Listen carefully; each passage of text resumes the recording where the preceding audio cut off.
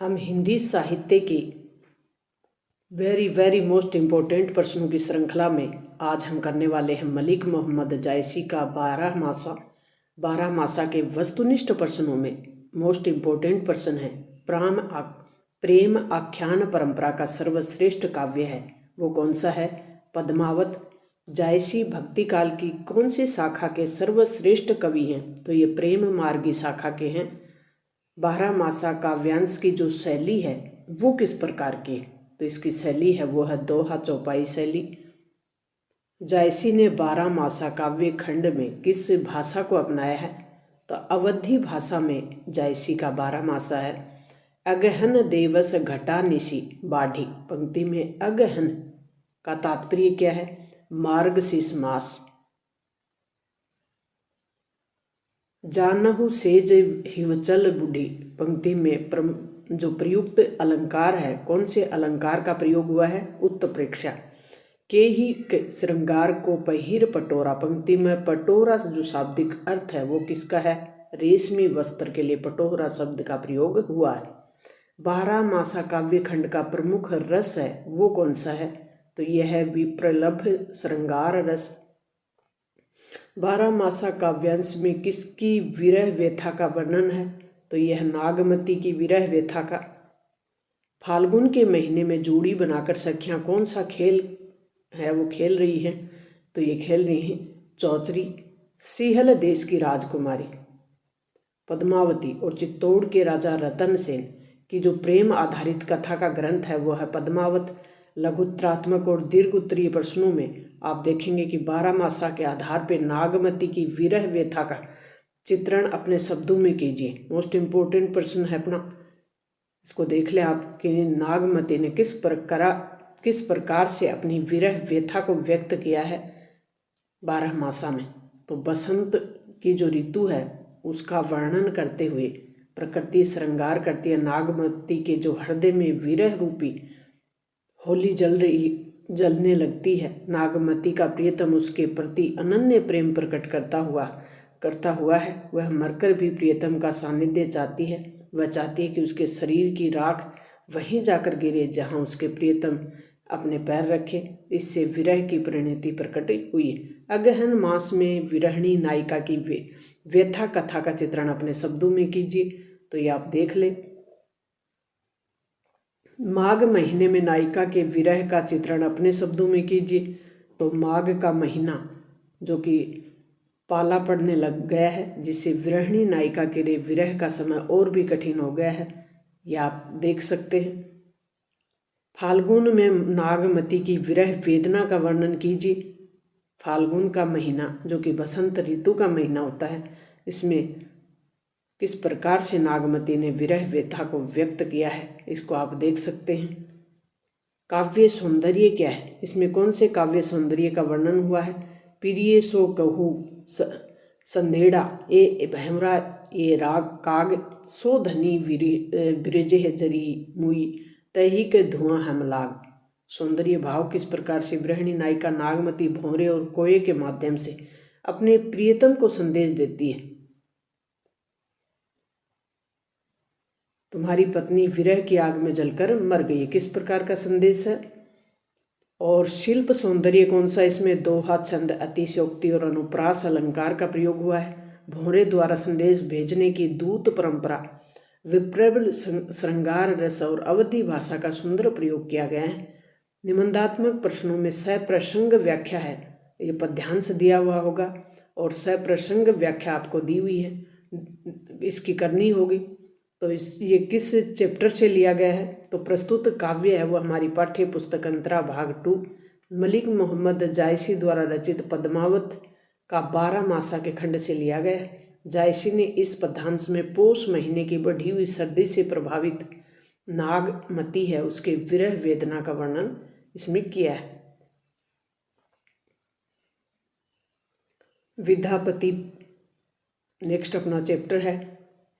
वस्तुनिष्ठ प्रश्नों में विद्यापति के पद किस भाषा में रचित है? तो मैथिली भाषा में। गोकुल तजी मधुपुर बसरे, पंक्ति में श्री कृष्ण गोकुल छोड़कर कहाँ बस गए हैं? तो ये बस गए हैं मथुरा में। कवि ने नायिका के प्रियतम की किस महीने में आने की संभावना व्यक्त की है? कार्तिक के महीने में। कुसुमती कान हरि कमल मुखी मुदी रहीन नयान पंक्ति के आधार पर नायिका अपने नेत्र बंद कर लेती है वन प्रदेश के फूलों को देखकर। कोयल और भौरों की आवाज़ सुनकर नायिका की जो प्रतिक्रिया है वो क्या है? हाथों से कान बंद कर लिए हैं। विरह में राधा का शरीर किसके समान क्षीण हो गया है, यानी कमज़ोर हो गया है? तो चतुर्दशी का जो चंद्रमा है उसके समान। तो आपको पता होगा कि कृष्ण पक्ष की जो चतुर्दशी है उसको चांद एकदम बारीक हो जाता है, सिकुड़ जाता है, यानी घट जाता है, और अमावस्या को फिर चांद दिखाई नहीं देता। तो कृष्ण पक्ष की जो चतुर्दशी है उसकी समान बताया गया है। रानी लक्ष्मा देवी पर मुग्ध होकर रमण कर रहे कौन? राजा शिव सिंह। विद्यापति किस राजा के अभिन्न मित्र, राजकवि और सलाहकार थे? तो ये थे मैथिली के राजा शिव सिंह से। धरनी धरी धनी कत बेरी बई पुनी तही उठई न पारा पंक्ति में जो अलंकार है वो कौन सा है? तो इसमें अनुप्रास अलंकार का ही प्रयोग हुआ है और अतिशयोक्ति का भी। तो प्रयुक्त दोनों का प्रयोग हुआ है। तो हर बिरही दिन छन छन तनु छिन चौदसी चांद समान उपयुक्त पंक्ति है, उसमें अलंकार कौन सा है? तो पुनरुक्ति प्रकाश भी है, उपमा भी है, अनुप्रास भी है। तो उपयुक्त सभी अलंकार का प्रयोग इसमें हुआ है। आदि काल और भक्ति काल के संधि कवि हैं वो कौन माने जाते हैं? विद्यापति। लघुत्तरात्मक और दीर्घ उत्तरीय प्रश्नों में प्रियतमा के दुख का क्या कारण है? तो प्रियतमा इसलिए दुखी है क्योंकि उसके प्रियतम पास नहीं है और इस प्रकार से उसने अपनी वेदना है वो बताई है। जन्म अवधि हम रूप निहारत नयन न तिरुपति भेल। उक्त पंक्ति के आधार पर विद्यापति की नायिका की मनोदशा का वर्णन अपने शब्दों में कीजिए। तो इस प्रकार से आप इस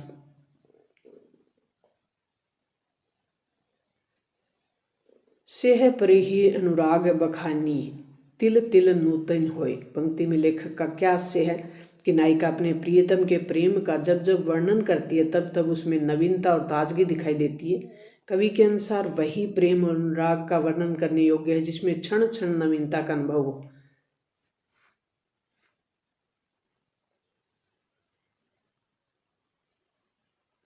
निम्नलिखित पंक्तियों का काव्य सौंदर्य स्पष्ट कीजिए। तो ये सौंदर्य बताना है आपका। निबंधात्मक प्रश्नों में सप्रसंग व्याख्या। विद्यापति का साहित्यिक परिचय। इनका जन्म 1380 में होता है। भक्ति और श्रृंगार के कवि हैं। इनके काव्य में प्रेम और सौंदर्य जैसी अनुभूति हुई है जो कि अत्यंत दुर्लभ है। विद्यापति का संस्कृत अपभ्रंश मैथिली पर पूरा अधिकार था और उन्हें मैथिल कोकिल और अभिनय जयदेव कहा जाता है।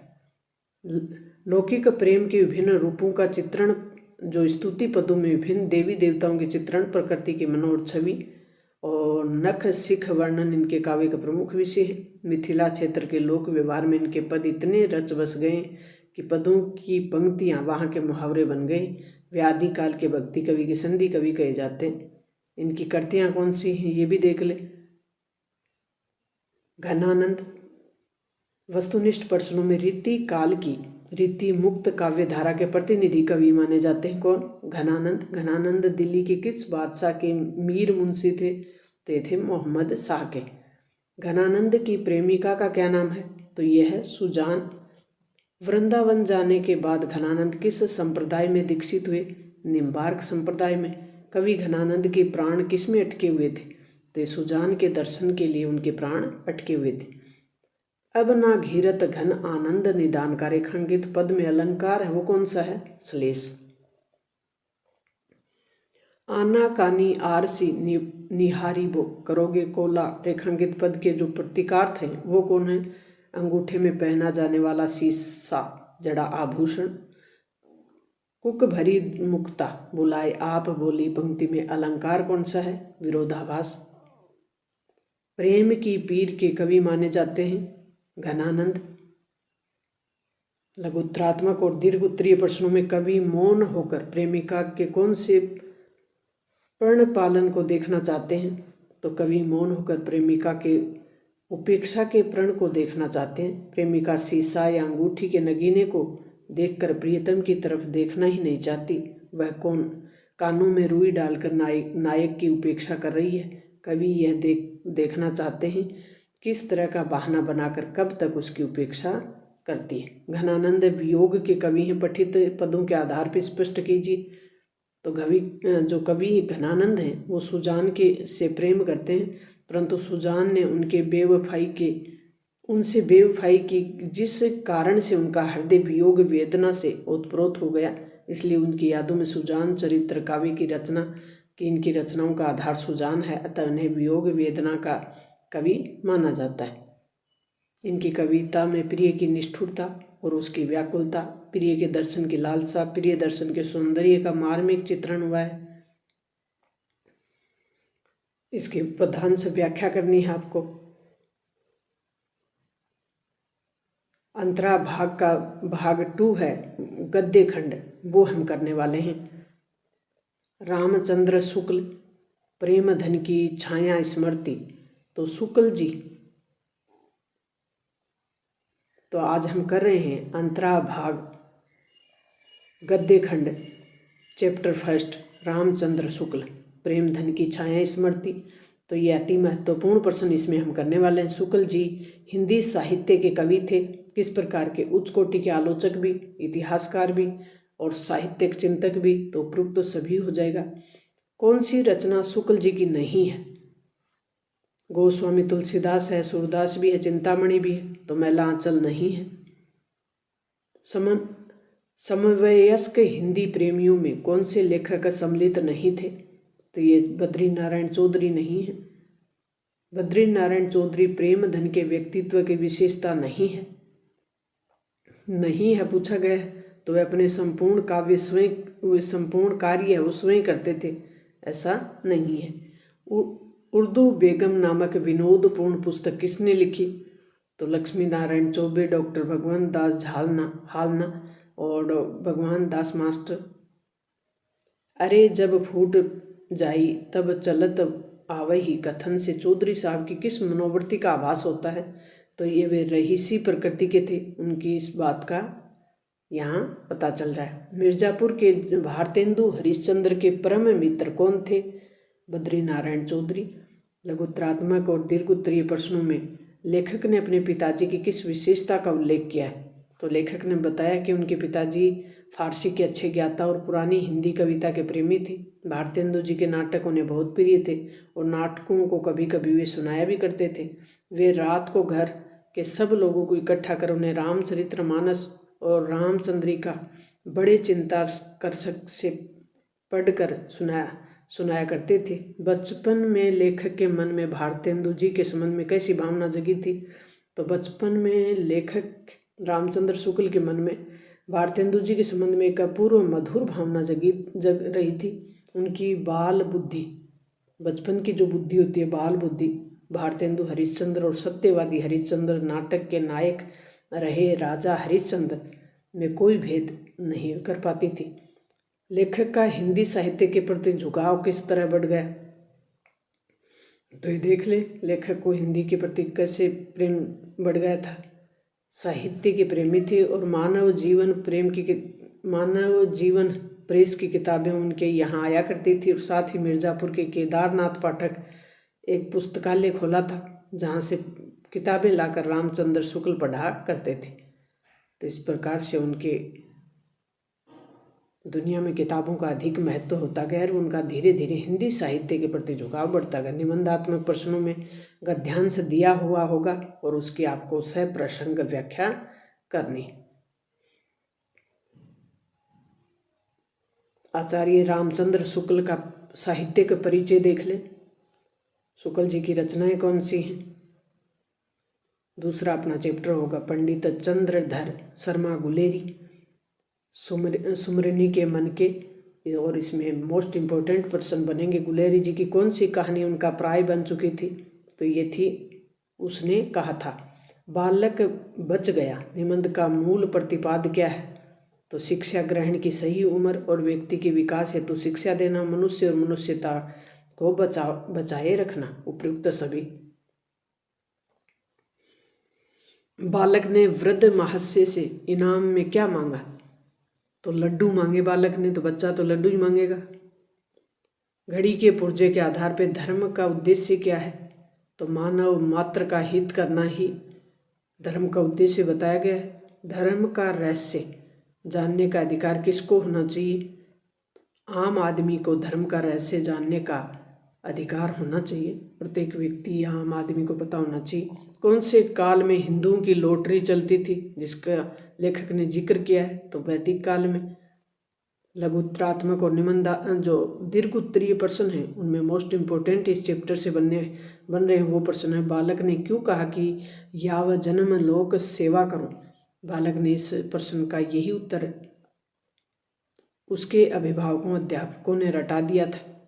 बालक को प्रश्न किसने रटा दिया था? अभिभावकों और अध्यापकों ने, अन्यथा ये उत्तर उसकी उम्र का बालक नहीं दे सकता था।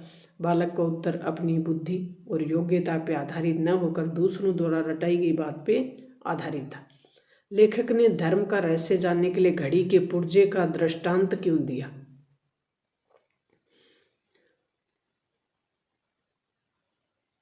लेखक का मानना था कि धर्म उपदेश अपने कथन को घड़ी के दृष्टांत से देना वो अच्छा समझते थे कि घड़ी समय जानने के लिए अच्छी होती है।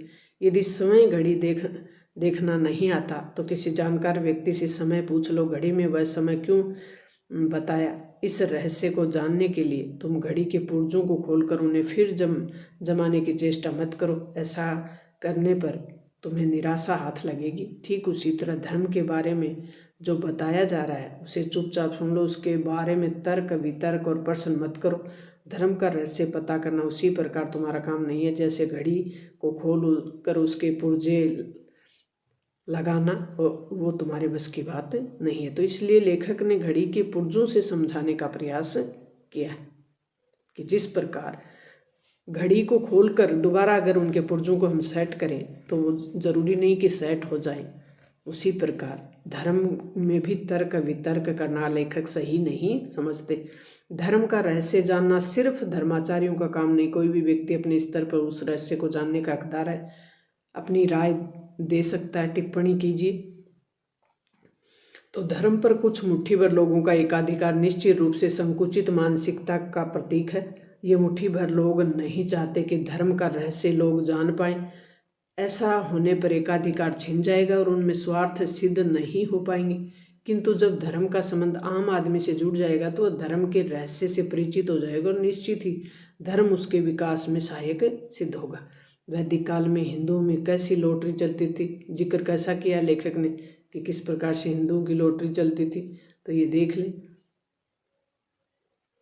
ढहले चुन लो कहानी के माध्यम से लेखक का क्या संदेश है? लघु कथा है, रूढ़ि और अंधविश्वासों का विरोध करती है इसमें, और ये संदेश देती है कि हमें अपनी बुद्धि का प्रयोग करके जीवन से संबंधित निर्णय लेने चाहिए।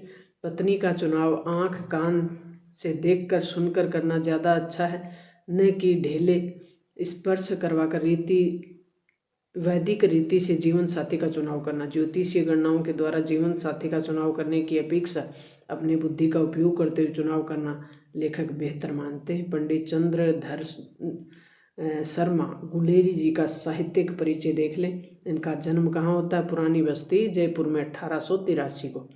वे संस्कृत के प्रकांड पंडित हैं, बहुभाषाविद हैं और प्राचीन इतिहास के जानकार हैं, पुरातत्व भाषा वैज्ञानिक भी हैं, लेखक भी हैं, समालोचक भी हैं, खड़ी बोली के लेखक हैं। इनकी भाषा सरल सरस और विषय अनुकूल है। इनकी रचनाएं कौन कौन सी हैं ये देख लें। संपादन निबंधात्मक प्रश्नों में इस प्रकार से आपको गद्यांश दे दिया जाएगा, धर्म के रहस्य को जानने की इच्छा, फिर आपको इसकी संदर्भ बताना है कि कहाँ से लिया गया है। ये प्रस्तुत पंक्तियाँ हैं, ये पंडित चंद्रधर गुलेरी जी की जो रचना है सुमिरन के मन के, वहाँ से लिया गया है और उस पाठ के दूसरे खंड घड़ी के पुर्जे से लिया गया है और हमारी पाठ्य पुस्तक अंतरा भाग 2 से संकलित है। प्रसंग धर्म का उपदेश देने वाले विद्वान घड़ी का उदाहरण देकर धर्म के विषय में बताते हैं। घड़ी में केवल समय देखो, उसको खोल कर मत देखो। धर्म के उपदेश सुनो, उस पर तर्क मत करो। ये इसमें बताया गया है। फणीश्वर नाथ रेणु इस चैप्टर के मोस्ट इम्पोर्टेंट पर्सन हैं। सवदिया फणीश्वर नाथ रेणु की किस प्रकार की कहानी है? तो यह है आंचलिक कहानी। रेणु ने बड़ी बहुरिया की पीड़ा को किसके माध्यम से सहानुभूति प्रदान की? तो समदिया के माध्यम से। हरगोबिंद समदिया के बारे में गांव के लोगों की क्या धारणा थी? तो ये धारणा थी समदिया कामचोर एवं निठल्ला है। हरगोबिंद समदिया कहाँ से संवाद लेकर गया? तो जलालगढ़ से बीहपुर। माँ ने बड़ी बहुरिया के लिए क्या भेजा था? तो बासमती धान का चूड़ा किसके लिए भेजा था माँ ने? बहुरिया के लिए। फणीश्वर नाथ रेणु को हिंदी में किस रूप में जाना जाता है? तो आंचलिक कथाकार के रूप में जाना जाता है। लघु उत्तरात्मक और दीर्घ उत्तरीय प्रश्नों में संवदिया की क्या विशेषता है और गांव के लोगों के मन में संवदिया की क्या अवधारणा बनी हुई थी? तो संवाद के प्रत्येक शब्द को याद रखना था। जिस सुर और स्वर में संवाद सुनाया गया ठीक उसी ढंग से जाकर सुनाना संवदिया की विशेषता है। यानी जैसा सुना है संवाद वैसा का वैसा जाकर सुनाना। ये सहज काम नहीं था। गांव वालों की समदिया के विषय में धारणा है कि निठल्ला, कामचोर और पेठू आदमी ही समदिया का काम करता है। बिना मजदूरी लिए गांव गांव संवाद पहुंचाता है। औरतों की मीठी बोली सुनकर ही उसका संदेश वाहक बन जाता है। हरगोबिंद को इसलिए गांव वाले औरतों का गुलाम भी कहते हैं। बड़ी बहुरिया अपने मायके संदेश क्यों भेजना चाहती है? तो बड़ी बहुरिया के पति की अकाल मृत्यु हो जाने से हवेली की दुर्दशा हो गई है। तीनों देवर शहर जाकर बस गए हैं। रैयतों ने जमीन पर दखल कर लिया। अब बड़ी बहुरिया बहुत कष्ट में थी। बड़ी बहुरिया हवेली में अकेली रहती थी। उसके खाने पीने की व्यवस्था भी नहीं हो पाती थी। उसे कोई उधार भी नहीं देता था। मदीनाइन तंगा तो ये सब कष्ट बड़ी बहुरिया के सामने थे। बड़ी बहुरिया का संवाद हरगोबिंद क्यों नहीं सुना सका? बाकी सबका संवाद सुनाता था। बड़ी बहुरिया पूरे गांव की लक्ष्मी थी।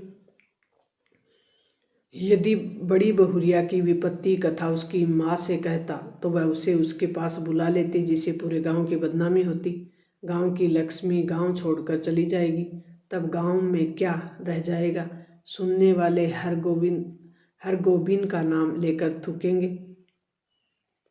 कैसा गांव है जहां लक्ष्मी जैसी बहुरिया दुख भोग रही है। इसी कारण हरगोबिंद बड़ी बहुरिया का संवाद उसकी माँ को नहीं सुनाता। डिजिटल इंडिया के दौर में समदिया की क्या भूमिका हो सकती है? वर्तमान में डिजिटल दौर है, तो इस दौर में क्या भूमिका हो सकती है? तो पुराने समय में जब आवागमन के साधन बहुत कम थे तो सूचनाओं का आदान प्रदान की व्यवस्था नहीं हुआ करती थी। उस समय गांव में अपना समाचार भेजने के लिए संवादिया यानी संवाद पहुंचाने वाला हुआ करता था। संवादिया एक संदेश वाहक होता था जो संवाद को बोलकर संदेश पहुंचाया करता था। वर्तमान में डिजिटल इंडिया होने पर संचार के अनेक माध्यम विकसित हो गए हैं जो किसी प्रकार समाचार को दृश्य श्रव्य माध्यम से दुनिया के किसी भी कोने में क्षण भर में पहुंचा सकते हैं। डिजिटल इंडिया की जो संवादिया की भूमिका है, प्रत्यक्ष तक कोई भूमिका अब नहीं बची है, लेकिन संवादिया एक विश्वसनीय व्यक्ति होता है तब इस विशेष क्षेत्रों में या विशेष परिस्थितियों में जहाँ डिजिटल काम नहीं करे, तकनीक का काम नहीं करे, तो वहाँ परंपरा के अनुसार संवादिया आज भी महत्व रखता है। निबंधात्मक प्रश्नों में आपको गद्यांश की सप्रसंग व्याख्या करनी है।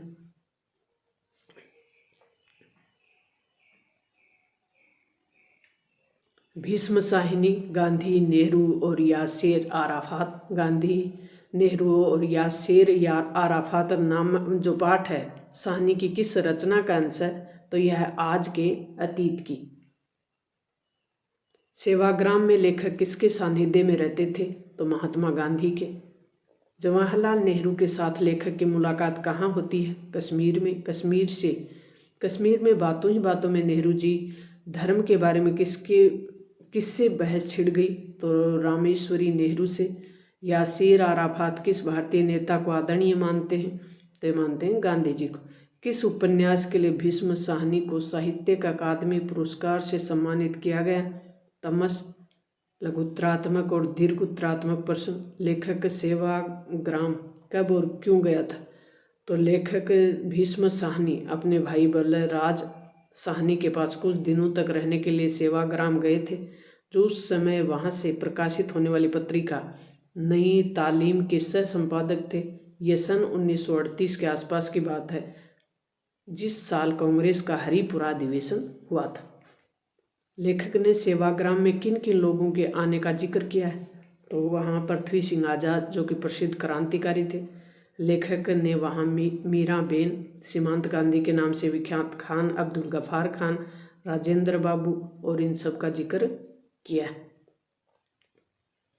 कश्मीर के लोगों ने नेहरू जी का स्वागत किस प्रकार किया? तो झेलम नदी में नावों पर नेहरू जी की शोभा यात्रा निकाली गई और नदी के दोनों किनारों पर खड़े लोगों ने नेहरू जी का भव्य स्वागत किया। ये शोभा यात्रा शहर के एक सिरे से दूसरे सिरे तक पहुंची थी। फिलिस्तीन के प्रति भारत का रवैया बहुत सहानुभूतिपूर्ण एवं समर्थक भरा क्यों रहा था? तो भारत की विदेश नीति अन्याय का विरोध करने की रही है। साम्राज्यवादी शक्तियों ने फिलिस्तीन के प्रति जो अन्यायपूर्ण रवैया अपनाया था, उसकी भर्त्सना भारत के नेताओं द्वारा की गई और भारत के नागरिकों ने भी इसी कारण फिलिस्तीन और उसके नेता यासिर अराफात के प्रति अपनी सहानुभूति दिखाई और समर्थन भी व्यक्त किया। फिलिस्तीन हमारा मित्र देश है और यासिर अराफात हैं, वो भारत में बहुत सम्मान पाते हैं। निम्नलिखित गद्यांश की सप्रसंग व्याख्या करनी है। तो ये गद्यांश किस चैप्टर से और कहाँ से लिया गया है? तो प्रस्तुत पंक्ति हैं वो भीष्म साहिनी की आत्मकथा है आज के अतीत, वहाँ से ली गई है और हमारी पाठ्य पुस्तक अंतरा के भाग 2 में गांधी, नेहरू, यासर अराफात शीर्षक के नाम से संकलित है। और इसमें क्या कहा गया है? नेहरू जी की कश्मीर यात्रा में किए गए लेखक के फुफेरे भाई के बंगले में ठहराया गया और उनके फुफेरे भाई के लेखक को भी नेहरू जी की देखभाल के लिए बुलाया गया था। तो इस प्रकार से ये इसमें उल्लेख हुआ है। व्याख्या में आप करेंगे इस प्रकार से।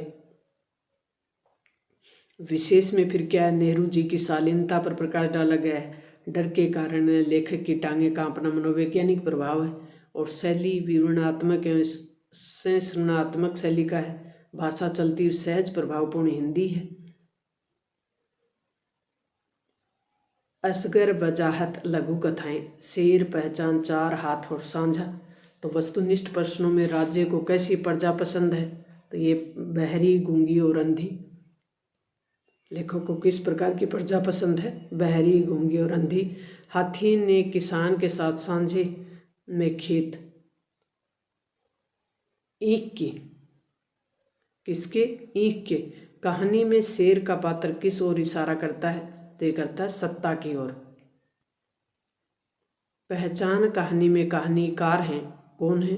असगर वजाहत। लोग शेर कहानी में रोजगार प्राप्त करने के लिए जा रहे थे शेर के मुंह में। लघुत्तरात्मक और दीर्घ उत्तरीय प्रश्नों में कहानी के लेखक ने शेर को किस बात का प्रतीक बताया? तो कहानी में शेर का प्रतीक लेखक ने शासन सत्ता का प्रतीक बताया। शेर सत्ता अहिंसक और सहअस्तित्ववादी होने का दावा करती है। उसमें भ्रम फैला रखा है कि वह जनता का हित चिंतक है, इसी कारण जनता उस पर विश्वास करके उसकी बात मानती है। कुछ स्वार्थवंश उसका सहयोग करते हैं। सत्ता विरोध बर्दाश्त नहीं करती और विरोधी को ताकत के साथ कुचल देती है और जनहित के नाम पे अपना हित चाहती है। वर्तमान में तो ये कुछ ज़्यादा ही हो रहा है। शेर के मुंह और रोजगार के दफ्तर के बीच क्या अंतर है? तो शेर के मुंह में जो एक बार जाता है वह वापस कभी नहीं आता। लेकिन दफ्तर में लोग बार बार चक्कर लगाते हैं, अर्जी लगाते हैं, प्रार्थना पत्र लगाते हैं, पर उन्हें नौकरी नहीं मिलती। शेर जानवरों को निगल जाता है, पर रोजगार दफ्तर नौकरी चाहने वालों को निगलता नहीं, लेकिन उन्हें रोजगार प्रदान करके जीने का अवसर भी देता है। इस कथन से लेखक ने वर्तमान शासन व्यवस्था पर व्यंग्य किया है। आंखें बंद रखने और आंखें खोल कर रखने के क्या परिणाम होंगे? तो आंखें बंद करके रखेंगे तो धीरे धीरे राजा का प्रभुत्व सर्वत्र व्याप्त हो जाएगा।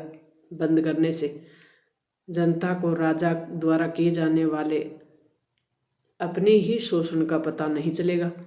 जब प्रजाजन खैराती राम छिद्दू ने आंख खोलकर देखा तो वह एक दूसरे को न देख सके और सर्वत्र राजा ही दिखाई दिया। राजा ने उत्पादन के साधनों पर धीरे धीरे अपना अधिकार जमा लिया और प्रजाजनों को भुलावे में रखकर ऐसा बना दिया कि अब वे एकजुट होकर उसके खिलाफ खड़े होने का दुस्साहस नहीं कर सके। पूंजीपति भी यही करता है। चार हाथ न लग पाने पर मिल मालिक की समझ में क्या बात आई?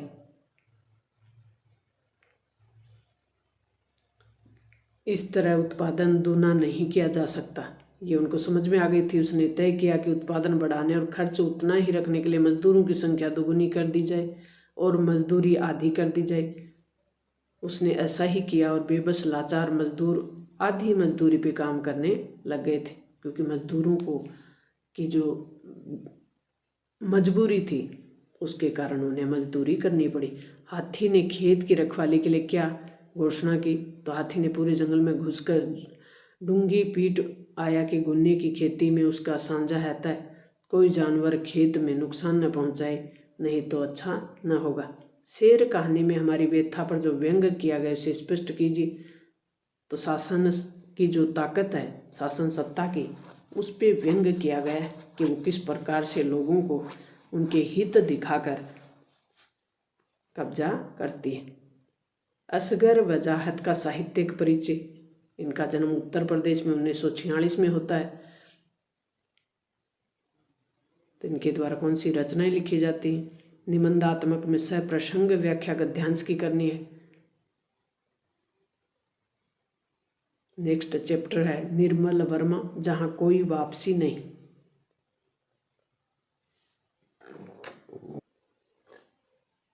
जहां कोई वापसी नहीं, जहां कोई वापसी नहीं पाठ के लेखक कौन है? निर्मल वर्मा। खैरवार जाति के राजा कब राज किया करते थे? 1926 से पूर्व। जहां कोई वापसी नहीं पाठ किस गांव का उल्लेख करता है? तो अमझर का। जिनमें से निर्मल वर्मा की कहानी नहीं है। वे दिन नहीं है, परिंदे है, तीन एकांत है, जलती झाड़ी है, ये है। आधुनिक भारत के नए शरणार्थी कहा गया है। किसको कहा गया है? विस्थापित जो लोग हैं उनको कहा गया है। लोकायन संस्था विकास कार्यों का जायजा लेने कहाँ गई थी? तो ये गई थी सिंगरौली। लघुत्तरात्मक दीर्घ उत्तरीय प्रश्नों में अमझर से आप क्या समझते हैं? अमझर गांव में सुनापन क्यों है? तो अमझर एक गांव का नाम है जिसका अर्थ है कि आम के पेड़ों से घिरा गांव, जहां आम झरते हैं। पिछले कुछ वर्षों से इन पेड़ों पर सुनापन है, न कोई फल लगता और न ही ये झरते हैं। कारण पूछने पता चला कि वे सरकारी घोषणा हुई, वहाँ पे एक सरकारी घोषणा हुई है कि अमरोली प्रोजेक्ट के अंतर्गत नया गांव के अनेक गांव उजाड़ दिए जाएंगे। तब से न जाने कैसे आम के पेड़ सूखने लगे और आदमी उजड़ेगा तो पेड़ जीवित रहकर क्या करेंगे? आधुनिक भारत के नए शरणार्थी किनको का है? जो औद्योगिकरण के कारण जिन लोगों को अपनी जमीन घर छोड़कर जाना पड़ा, उन विस्थापित लोगों को आधुनिक भारत के शरणार्थी कहा गया है।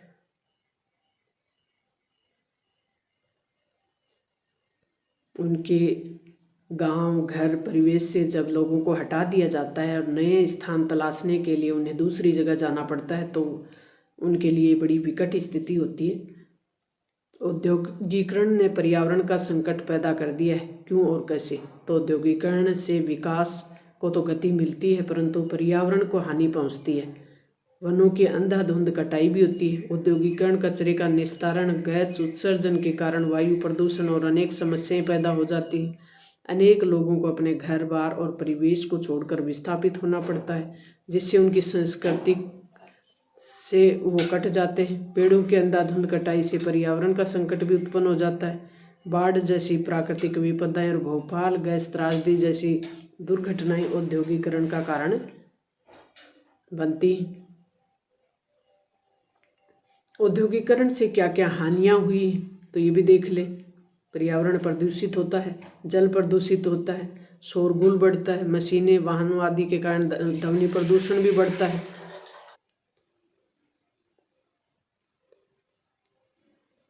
औद्योगिकरण से मनुष्यों में कई तरह के रोग भी बढ़ते हैं। जीवों वनस्पतियों की प्रजातियां लुप्त हो गई हैं। इस आंधी में मनुष्य परिवेश और संस्कृति से कट गया है। यही नहीं, उसे अपना घर बार छोड़कर सदा के लिए विस्थापित भी होना पड़ता है। निर्मल वर्मा का साहित्य का परिचय देख ले। इनका जन्म शिमला में होता है, हिमाचल प्रदेश में 1929 में, और इनकी कहानी संग्रह परिंदे, जलती झाड़ी, तीन एकांत, पिछली गर्मियों में कव्य और काला पानी, बीच बहस साहित्य अकादमी पुरस्कार से सम्मानित हो चुके हैं। इनका निधन 2005 में होता है। निबंधात्मक प्रश्नों में सप्रसंग व्याख्या आपको करनी है। तो प्यारे विद्यार्थियों, जियोग्राफी, इतिहास और राजनीति विज्ञान का पूरा कंटेंट है वो हिंदी अनिवार्य वो आपके लिए डाला जा चुका है। ये अपना हिंदी साहित्य भी जल्द पूरा होने वाला है। ममता कालिया दूसरा देवदास चैप्टर अपना हम करने वाले हैं। वस्तुनिष्ठ प्रश्न, ममता कालिया की कहानी दूसरा देवदास के नायक कौन है? तो ये हैं संभव। संभव की लड़की से पहली मुलाकात कहाँ होती है? हर की पौड़ी पर। मनोकामना की गांठ विचित्र है, इधर बांधो और उधर लग जाती है। ये किसने सोचा? संभव ने। दूसरा देवदास कहानी में गंगा पुत्र किसे कहा गया है? तो ये कहा गया गोताखोर को। मनोकामना हेतु लाल पीले धागे कितने रुपए में बिक रहे थे? तो ये बिक रहे थे 1.25 रुपये में। ममता कालिया का जन्म हुआ है मथुरा में। लघुत्रात्मक और दीर्घोत्तरात्मक प्रश्न, मनोकामना की गांठ भी अद्भुत अनूठी है, इधर बांधो उधर लग जाती है, कथन के आधार पर पारों की मनोदशा का वर्णन कीजिए। तो कल गंगा घाट पर लड़की की भेंट लड़के से हुई और पुजारी ने उसे पास खड़ा देखकर भ्रम से पति पत्नी समझकर फलने फूलने का आशीर्वाद भी दे दिया। लड़की छिटक कर दूसरी ओर खड़ी हो गई, पर उन दोनों के मन में प्रेम का अंकुरण हो गया था।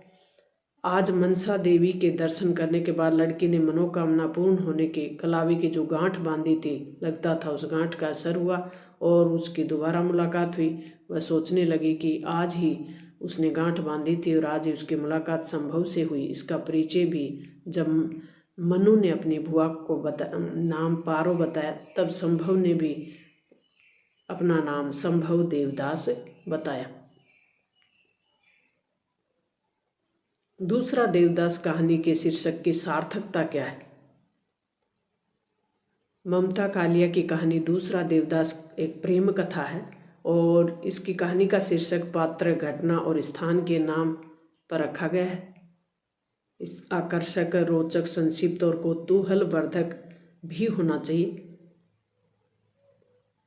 संभव को पता चला कि लड़की गंगा घाट पर उसे पुजारी के पास मिली। पुजारी ने उन्हें पति पत्नी समझकर फूलों आशीर्वाद दे दिया। वो ऊपर हमने देखा था वैसे।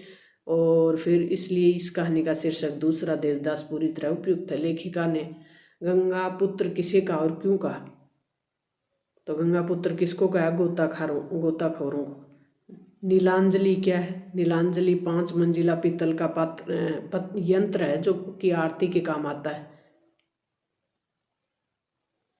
ममता कालिया का साहित्यिक परिचय, तो इनका जन्म 1940 में मथुरा में होता है। इनके द्वारा प्रकाशित जो कृतियां हैं वो इस प्रकार से हैं। निबंधात्मक प्रश्नों में सप्रसंग व्याख्या करनी है। हजारी प्रसाद द्विवेदी जी, कुटज। हजारी प्रसाद द्विवेदी जी ने अपराजेय जीवन शक्ति का प्रतीक किसको बताया? तो कुटज को।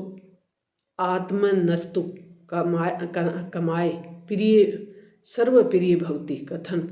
याज्ञवल्क्य। हजारी प्रसाद द्विवेदी का जन्म कब होता है? तो ये होता 1907 में। कुटज वृक्ष पाया जाता है कहाँ पे? शिवालिक पर्वत श्रृंखला पे। निम्न में से हजारी प्रसाद द्विवेदी की रचना नहीं है। पाजेब। लघुत्तरात्मक और दीर्घ उत्तरीय जो प्रश्न है वो बनेंगे। कुटज के वृक्ष की 3 विशेषता कौन सी थी? तो ये भयंकर गर्मी में भी ये वृक्ष सरस यानी हरे रहते हैं, फूलों से लदे रहते हैं और इनकी जो जड़ें हैं वो पर्वत की चट्टानों को फोड़कर गहराई में पानी ग्रहण करने के लिए गहरी चली जाती हैं। कुटज की जीवन शक्ति दुरंत है। कठोर पथरीली जमीन और जल का अभाव, भीषण गर्मी में भी कुटज हरा भरा और फूलों से लदा रहता है। कुटज को गाढ़े का साथी क्यों कहा गया है? कठिन समय में साथ देने वाला। गाढ़े का साथी मतलब कठिन समय में साथ देने वाला। तो गर्मी में जब कोई फल फूल या पुष्प दिखाई नहीं देता, कुटज उस समय इस पे फूल खिले रहते हैं, ये हरा भरा रहता है। कालिदास ने अपने काव्य मेघदूत में लिखा कि जब रामगिरी पर रहने वाले यक्ष ने अपनी प्रिया के पास संदेश भेजने तो मेघ को तैयार किया तो कुटज पुष्प अर्पण किया। जब कोई दूसरा पुष्प उपलब्ध नहीं था तब कुटज ही काम आया। इस कारण द्विवेदी जी ने उसे गाढ़े का साथी कहा है। कुटज किस प्रकार अपनी अपराजेय जीवन शक्ति की घोषणा करता है? तो ये भी देख लें आप। कुटज हम सभी को क्या उपदेश देता है? टिप्पणी लिखिए। तो कुटज से हमें क्या उपदेश मिलता है? कुटज हम सभी को अपराजेय जीवन शक्ति का उपदेश देता है। कठिन परिस्थितियों में भी जिजीविषा के बल पर कुटज न केवल जी रहा है अपितु हंस भी रहा है। वह न किसी को अपमानित करता है और न ही रूह की खुशामद करता है। वह अवधूत की भांति कर रहा है, चाहे सुख हो या दुख, प्रिय हो या प्रिय, जो मिल जाए उस अपराजित हृदय से सोहलास ग्रहण करो, हार मत मानो। हजारी प्रसाद द्विवेदी जी का साहित्यिक परिचय।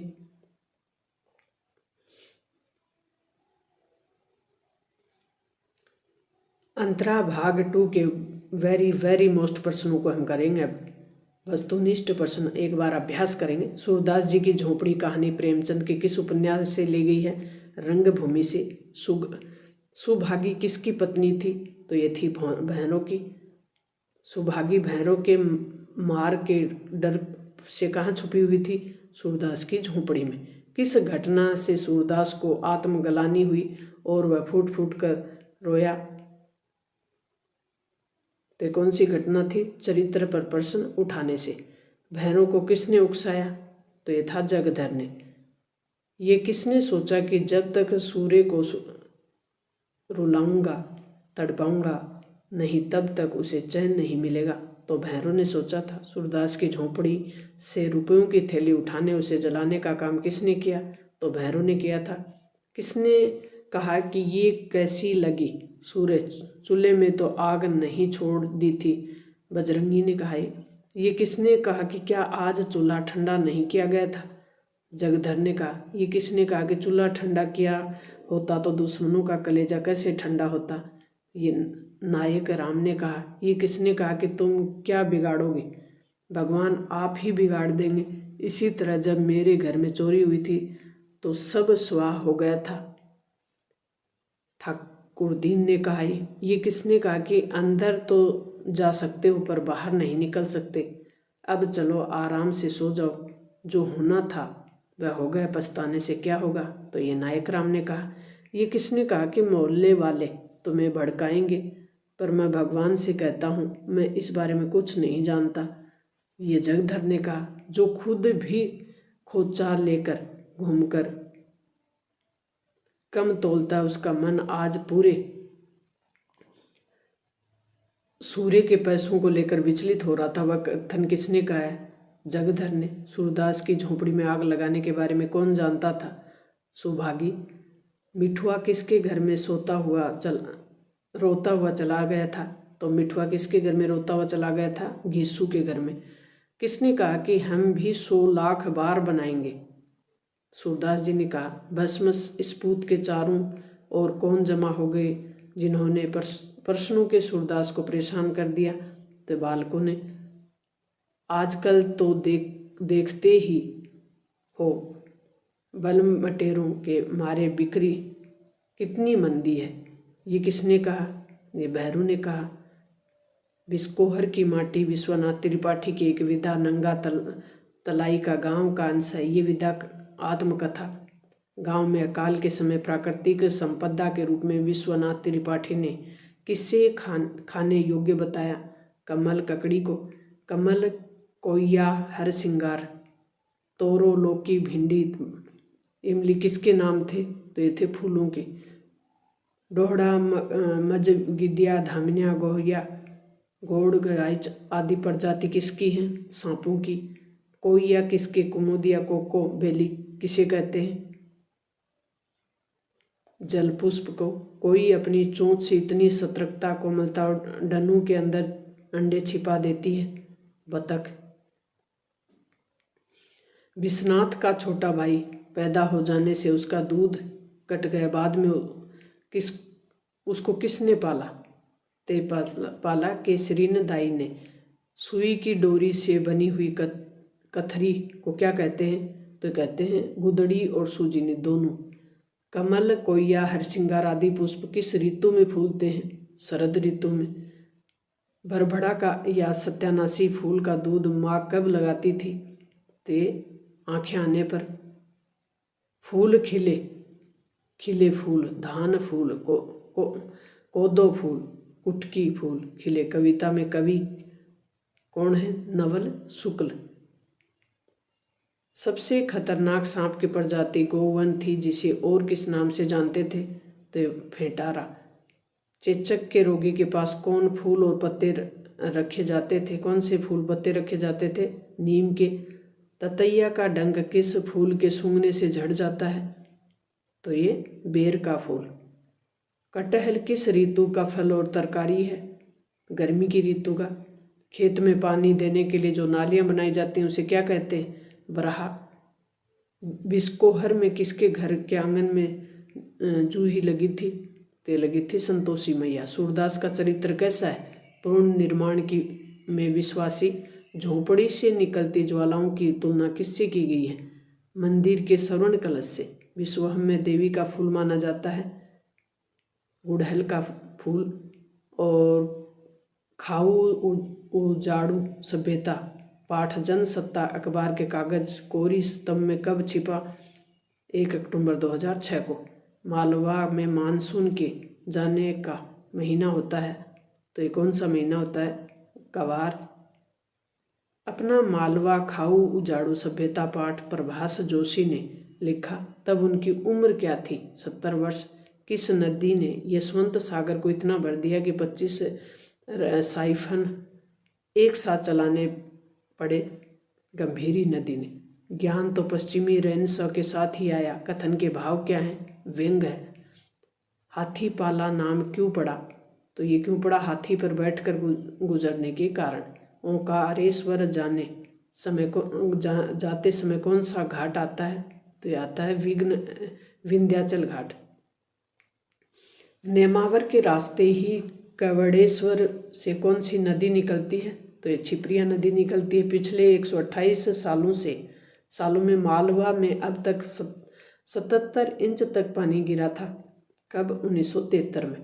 भारी बारिश से सोयाबीन की फसल गल गई, लेकिन उसकी भरपाई किस फसल से हुई? गेहूं और चने। नई दुनिया पत्रिका की लाइब्रेरी में पानी का रिकॉर्ड कब से उपलब्ध है? 1878 से। लेखक प्रभास जोशी नदी को क्या मानते हैं? माता। इनमें से 2 मुँहा सर्प होता है? बटीहा। सबसे खतरनाक सांप जिसके काट लेने पर आदमी घोड़े की तरह हिनहिना कर मरे? घोर कड़ाइच। हजारी प्रसाद द्विवेदी का कथन क्या? ये सब बिना किसी प्रयोजन के है, बिना किसी उद्देश्य के किस संबंध में है? तो माँ की ममता। नागदा स्टेशन पर मीणा जी के बिना चीनी की चाय पिलाते थे, समाचार भी देते थे। किस कारण दुखी थे? गई रात क्वालापुर में भारत के हारने से। झोपड़ी में आग लग जाने से सूरदास को किस बात का दुख था और क्यों? तो उसे पोटली में जल जाने का दुख था, क्योंकि उसके जीवन भर की कमाई थी उसमें, और उसकी सारी यातनाएं और रचनाओं का शीर्षक थी उसे दुख था कि उस पोटली में उसका और उसके पितरों का और उसके नाम लेवा का उद्धार संचित था। सूरदास पोटली में जमा पैसों से क्या क्या करना चाहता था? तो वो चाहते थे कि पितरों को पिंडदान करना, महुआ की सगाई कर बहू घर लाना ताकि उसको रोटी अपने हाथों से न बनानी पड़े। लोगों के चले जाने के बाद भी सूरदास झोपड़ी की गर्म राख में क्या पाना चाह रहा था? तो लोगों के चले जाने के बाद भी सूरदास ने सोचा कि पोटली जल गई होगी, पर रुपये की चांदी तो कहीं गई न होगी। अतः वह उन रुपयों की चांदी उस गर्म राख में ढूंढ रहा था। जगधर को कैसे अंदेशा हुआ कि झोंपड़े में आग भैरों ने लगाई होगी? तो क्योंकि भैरों ने जगधर के से सूरदास को रुलाने की बात कही थी और कहा था कि वह अपमान का बदला अवश्य लेगा। जगधर भैरों को सूरदास के रुपए क्यों वापस लौटाने को कह रहा था? तो जगधर मन का खोटा आदमी नहीं था। इस समय वह भैरों के पास अचानक आए इतने धन को पचा नहीं पा रहा था और वह सोच रहा था कि आधे रुपए उसे मिल जाएं तो अच्छा रहे। जगधर भैरों को क्या क्या कहकर डराता है कि उसे सूरदास रुपए वापस लौटा देने चाहिए, तो सूर्य की बड़ी मस्कत की कताई हजम न होगी, पुलिस पकड़ लेगी या गरीब की हाय बड़ी जानलेवा होती है, ये बातें कहकर डराता था। सुभागी किसको भैरों का दूसरा रूप मानती थी और वह अपने घर अब कभी वापस क्यों नहीं जाना चाहती थी? तो जगधर को मानती थी और वह अपने घर इसलिए नहीं जाना चाहती थी, उसका पति उसे पीटता था, ज़रूरत की कोई भी चीज़ उसे लाकर नहीं देता था और उसने सुभागी के चरित्र पर शक का कारण से सूरदास को झोंपड़ी भी जला दी थी। सुभागी ने क्यों तय किया कि वह भैरों के घर ही रहेगी? तो जब सुभागी को जगधर से यह सुनने को मिला कि भैरों ने आग लगाने से पहले झोंपड़ी की धरन के पैसों की पोटली भी चुरा ली थी। दूसरी बात, सूरदास के चेहरे पर सहज जो वेदना थी उसको देखा तो वह सोचा कि मेरे ही कारण सूरदास को नुकसान हुआ है। तब उसने भैरों के घर जाने की बात कही। सूरदास विजय गर्व की तरंग में राख के ढेर से दोनों हाथों से क्यों उड़ाने लगा? सूरदास जगधर से अपनी आर्थिक हानि क्यों गुप्त रखना चाहता था? विश्वनाथ की माँ लू बचने के लिए क्या क्या करती थी? तो लू से बचने के लिए कमीज से गांठ लगाकर प्याज बांधना, कच्चे आम का पन्ना गुड़ या चीनी में भूनकर उसको पिलाना, उसका शरबत देह में लेपना और सिर धोना। गुलाम अली साहब की पहाड़ी ठुमरी कौन सी है? तो ये देख ले।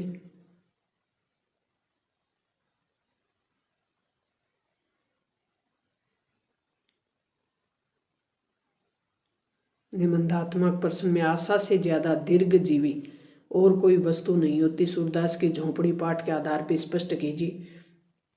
आशा से ज्यादा दीर्घजीवी कोई वस्तु नहीं होती। सूरदास जी की झोंपड़ी जल जाती है लेकिन फिर भी वो आशावादी हैं। इसी से पता चलता है कि आशा दीर्घजीवी होती है। तो विपरीत परिस्थितियों में भी व्यक्ति क्या है? आशावादी बना रहता है। भैरों ने शत्रुता वंश उसकी झोपड़ी में आग लगा देने पर भी सूरदास जी की आशा थी कि उसकी पोटली उसको मिल जाएगी। इसी कारण वह राख के ढेर को टटोल रहा था और उसकी आशा थी, वो दीर्घजीवी उसकी आशा को कहा जाता है। सूरदास के झोंपड़ी पाठ के आधार पर सूरदास की चरित्र की जो विशेषताएं हैं वह लिखिए। सहृदय व्यक्ति। सूरदास सहृदय का व्यक्ति है। वह एक अनाथ बालक मिठुआ का पालन पोषण अपनी संतान की तरह करता है। आत्मविश्वासी भी है, सहनशील भी है। सब कुछ जलकर राख हो गए लेकिन फिर भी वह धैर्य के साथ उन सबको स्वीकार कर रहा है।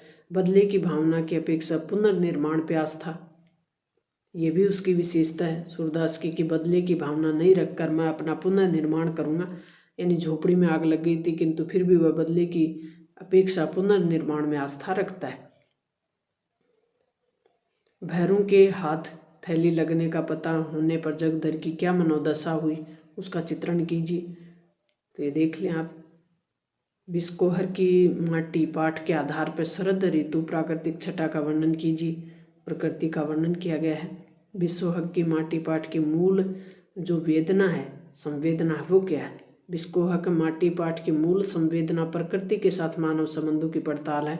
जीवन की स्थितियां ऋतु परिवर्तन के साथ कैसे बदलती हैं और गांव के लोग प्राकृतिक प्रकोप का सामना किस तरह करते हैं, प्रकृति जग से किस तरह अपना अटूट संबंध रखती है, इन सभी की व्यंजना करना उसका मूल भाव है। इस पाठ में हमें ये सीख मिलती है कि वर्तमान समय में आधुनिकता के कारण हमें प्रकृति से दूर नहीं होना चाहिए, प्रकृति के साथ अपने घनिष्ठ संबंध बनाए रखने चाहिए और दवाइयों के स्थान पर प्रकृति में निर्मित जड़ी बूटियों का उपयोग करना चाहिए। विश्वनाथ ने अपनी माँ की तुलना बतख से क्यों की है?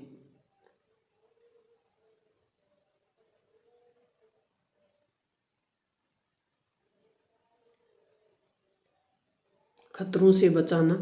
जिस प्रकार बतख अपने पंखों को फैलाकर अपने अंडों को दुनिया की नजरों से बचाए रखता है, उसी प्रकार लेखक की माँ भी ढाल बनकर अपने बच्चों को बुरी नजरों से बचाती है। सार्थकता और कोमलता से देखरेख। जैसे बतख माँ अपनी पन्नी चोंच से सतर्कता बढ़ते हुए कोमलता से अपने अंडों का पंखों के अंदर छुपाती है, उसी प्रकार मानव माँ भी अपने बच्चों को डांटते मारते समय ध्यान रखती है कि शिशु को नुकसान न पहुंचे।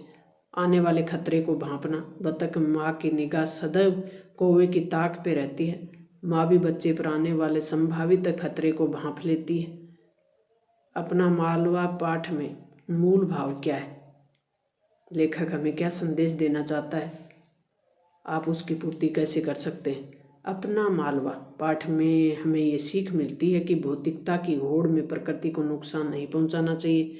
ऐसी जगह उद्योग स्थापित नहीं करने चाहिए जहां लोगों की बसावट हो, और क्योंकि ऐसा करने से उन लोगों को विस्थापित होना पड़ता है। विस्थापित मतलब वो जगह छोड़कर जाना पड़ता है, अपनी आजीविका गंवानी पड़ती है, उनका जो रोजगार होता है वो उनका छूट जाता है। लेखक ने यही संदेश दिया है कि पर्यावरण संरक्षण पे ध्यान दिया जाए और अधिक से अधिक पेड़ लगाए जाएं। धरती में पानी को रोकने हेतु कुएं, तालाब, बावड़ियों को पुनः खोद कर जल स्रोत का ध्यान रखा जाए। धरती का वातावरण गर्म हो रहा है, इससे यूरोप और अमेरिका में की क्या भूमिका है? तो ये विकसित देश हैं, ये ज़्यादा कार्बन डाइऑक्साइड और कार्बन का उत्सर्जन करते हैं, और ये इसे रोकने के उपाय क्या करें? तो इन हानियों से बचने के लिए हमें प्रकृति के विकास को साथ लेकर प्रकृति को नुकसान बिना पहुंचाए उद्योगों का विकास करना चाहिए। अभिव्यक्ति माध्यम के जो प्रश्न हैं वो देख लेते हैं जल्दी जल्दी। निम्न आधुनिक माध्यम कौन सा सबसे पुराना माध्यम है? मुद्रित माध्यम सबसे पुराना माध्यम है, मुद्रित। मुद्रण की शुरुआत किस देश से हुई? तो हुई थी चीन से। छापे खाने का आविष्कार गुटेनबर्ग। भारत में पहला कारखाना कब खोला गया? 1556 में। भारत में मुद्रित माध्यमों की विशेषता क्या है? तो छपे हुए शब्दों का स्थायित्व होना, लिखित भाषण का विस्तार होना, चिंतन, विचार और विश्लेषण का माध्यम, उपयुक्त सभी। रेडियो किस प्रकार का माध्यम है? तो श्रव्य माध्यम है। रेडियो से हम सुन सकते हैं, देख नहीं सकते, तो केवल श्रव्य माध्यम है। अखबार, टीवी आदि की समान विशेषता क्या है? अखबार, टीवी एक रेखीय माध्यम और उल्टा पिरामिड शैली है इसकी। उल्टा पिरामिड शैली के भाग कौन से हैं? इंट्रो, समापन, बॉडी, सब समाचार। रेडियो समाचार लेखन की बुनियादी बातें नहीं हैं। कौन सी नहीं है? क्लिष्ट भाषा शैली होना। टीवी खबरों में चरण नहीं है। कौन से चरण नहीं है? फेंट फ्रेम। जब एंकर दृश्यों के साथ खबर पढ़े तो उसे कहते हैं एंकर विजुअल। किस घटना की प्रामाणिकता हेतु व्यक्ति इंटरनेट पत्रकारिता को और अधिक किस नाम से जाना जाता है? ऑनलाइन पत्रकारिता, साइबर पत्रकारिता, वेब पत्रकारिता। विश्व स्तर पर इंटरनेट पत्रकारिता का दौर कौन सा चल रहा है? तीसरा। भारत में इंटरनेट का दौर चल रहा है कौन सा? दूसरा। सच्चे अर्थों में वेब पत्रिका करने वाली साइटें कौन सी हैं? तो ये सभी हैं। वेबसाइट पर विशुद्ध पत्रकारिता करने का श्रेय किसको है? तहलका.com को। कौन सा अखबार प्रिंट न होकर इंटरनेट पर ही मिलता है? हिंदी पत्र। ये आप देख लें। पत्रकारों के प्रकार हैं पूर्णकालिक, अंशकालिक, स्वतंत्र। समाचार लेखन के प्रमुख प्रकार कौन कौन से हैं? कितने हैं? 6। फीचर लेखन की विशेषता नहीं है, उल्टा पिरामिड शैली में होना ये नहीं है।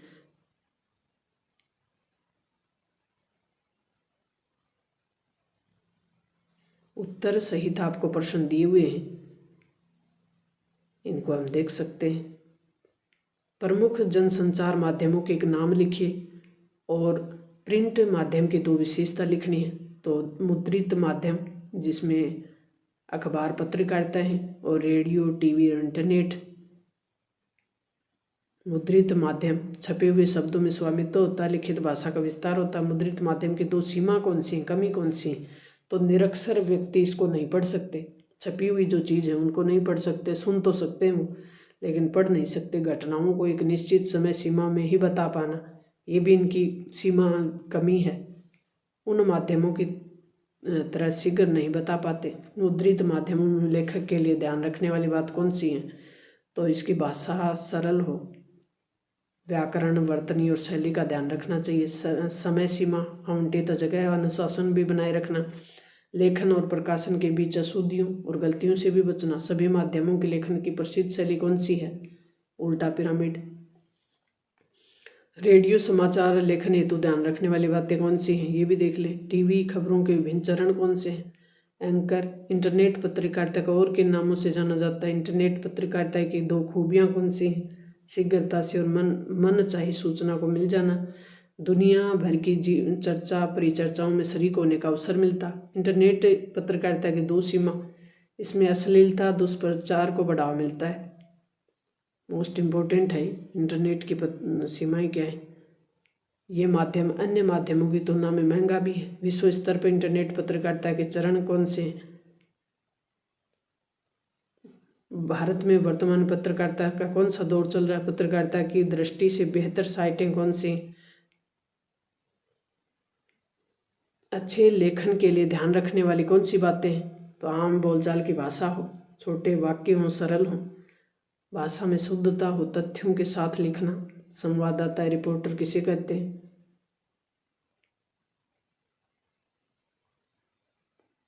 फीचर किसे कहते हैं? तो एक सुव्यवस्थित सृजनात्मक आत्मनिष्ठ लेखन होता है उसको फीचर कहते हैं। फीचर लेखन के प्रकार कितने हैं?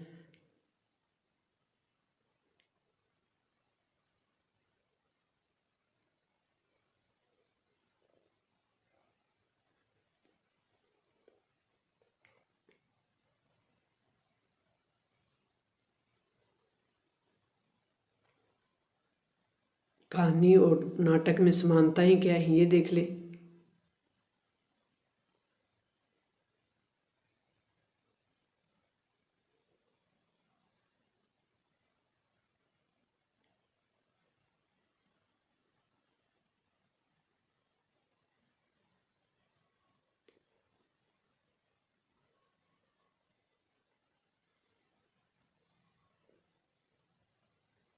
ये अलंकार भी आप देखें क्योंकि अलंकारों से संबंधित हमारे प्रश्न बनेंगे। काव्य दोष किस प्रकार से निकालते हैं? काव्य गुण, दोष, छंद, अलंकार, सवैया, वर्णिक छंद है। कुंडलिया छंद के प्रत्येक चरण में कितनी होती हैं? 24 मात्राएं होती हैं। वीर रस प्रधान रचना में ओज गुण है वो प्रमुख होता है। काव्य गुणों को रस की आत्मा कहते हैं और रस संप्रदाय के प्रवर्तक आचार्य भरत मुनि है। कारण न होने पर भी यदि कार्य संपन्न हो रहा हो तो उसे क्या कहेंगे? विभावना। कारण सहित उपमेय का उत्कर्ष जहाँ दिखाया जाए उसे कहते हैं व्यतिरेक। जहाँ संक्षिप्त उक्ति के द्वारा प्रस्तुत और अप्रस्तुत का अर्थबोध होता है वहाँ समाउक्ति। जहाँ किसी अन्य के माध्यम से कुछ कहा जाए वहाँ अन्योक्ति। काव्य दोष कितने प्रकार के होते हैं? 3 प्रकार के। काव्य में गंवारू शब्दों का प्रयोग के कारण क्या है? ग्राम्यत्व।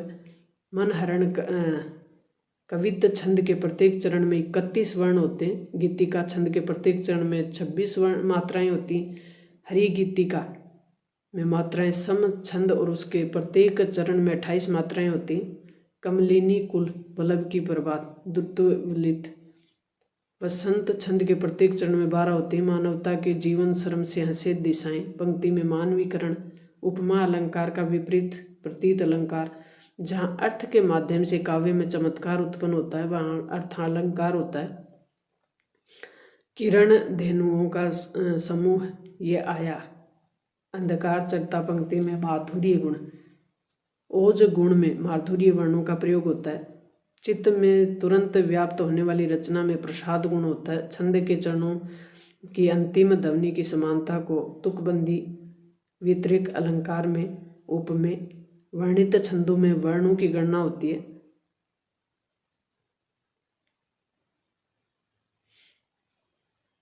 काव्य व्यवहार लोक व्यवहार में प्रयुक्त न होने वाले शास्त्रीय शब्दों का काव्य में प्रयोग करने पर अप्रतीत्य दोष हो जाता है, दोष माना जाता है।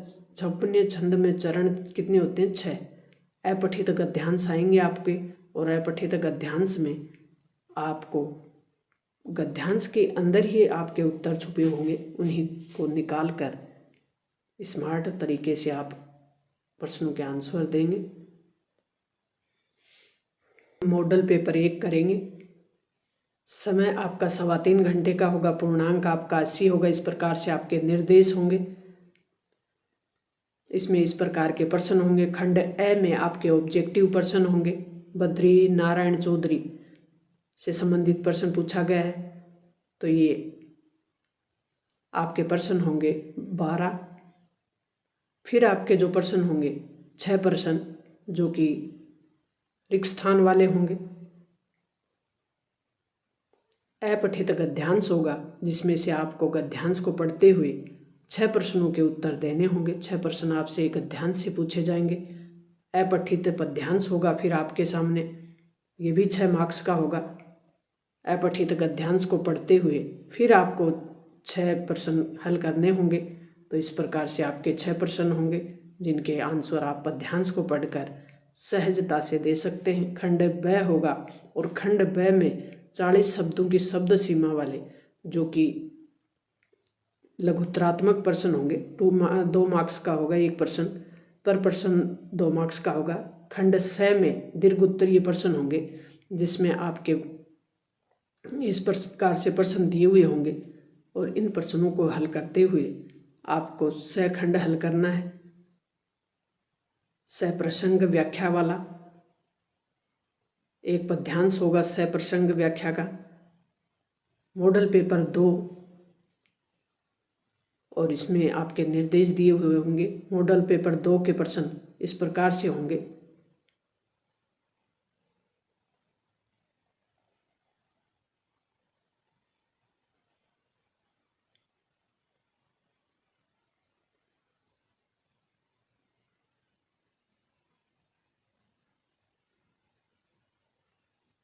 ये हमने अति महत्वपूर्ण प्रश्न हिंदी साहित्य में करने की कोशिश की। मिलते हैं नेक्स्ट और महत्वपूर्ण वीडियो के साथ। तब तक थैंक्स, ऑल दी बेस्ट।